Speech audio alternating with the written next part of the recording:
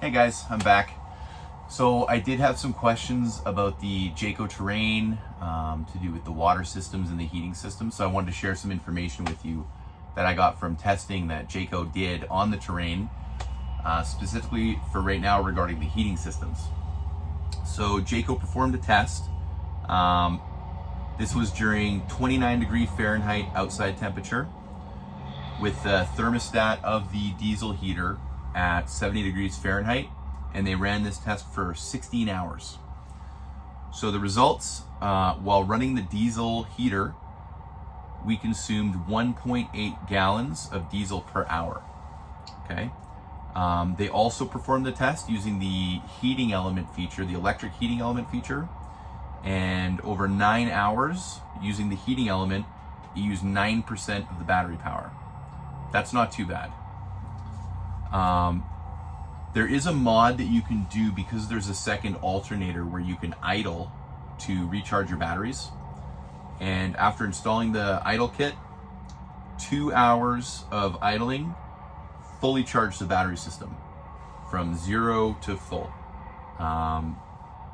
It used 0.4 of a gallon per hour.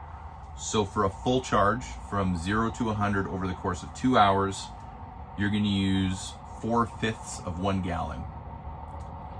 With a 24.5 gallon tank, I would say that for a weekend or a short trip, you're pretty much set.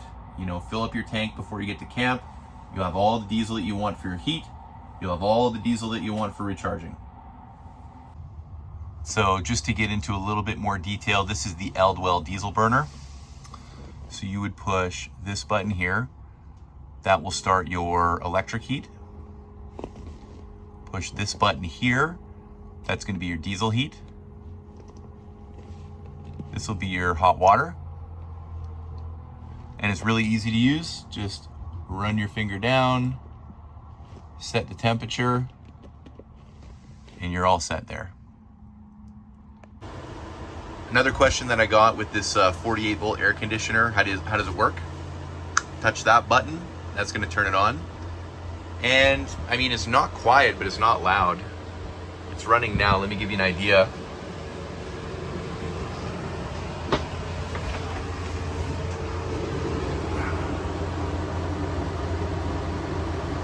So this is what you hear laying in the bed.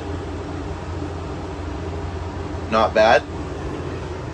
You know, at home, I've got a white noise machine that I paid money to make that sound. Sitting in the cab, I could play music. I could watch TV. I don't think that sound would bother me at all. Here we are outside with the AC running. You can hear a little bit of a buzz. Not noisy at all. I don't think it would bother my neighbors one little bit. Another question that I had was, some of you noticed that your city water connection is inside.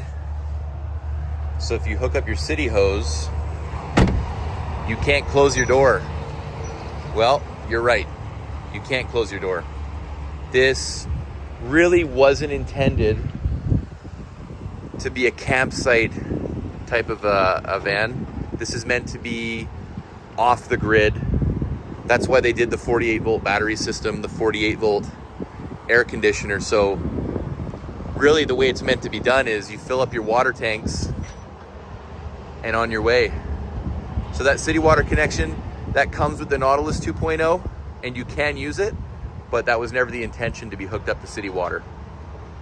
Another question that a lot of people ask is, you know, can I use this for skiing, snowboarding, snowshoeing? Can I use this in colder climates? Well, there's two answers to that question. Number one, yes, within reason. We have to use common sense. Now, if you keep the unit winterized, you won't have any plumbing issues. Nothing's going to freeze. But if you de-winterize it and it gets extremely cold, like it does here in Alberta or in some of the colder states, you're going to have freezing. I would call this an extended 3-season RV. Spring, fall, you know, slightly below zero, but when you hit -15 or -20, I can't think of a single RV that's gonna survive that without some freezing, and with freezing can come plumbing issues. So use common sense in the colder climates. Can you go snowboarding? 100%. The heater's gonna stay warm, but underneath where the water systems are in your tanks, even with the built-in tank heaters, you do run the risk of freezing your plumbing and causing damage. So yes, go ahead and do it winterized. If you're de-winterized, be careful. That would be my answer. I'd like to say thank you for your comments and your questions. Keep them coming. The more questions you ask, the more answers I'll give, and it really helps me too. So please subscribe, comment, like, all that fun stuff, hit the bell. But again, more questions, more answers, and it helps me out a lot. Thanks, guys.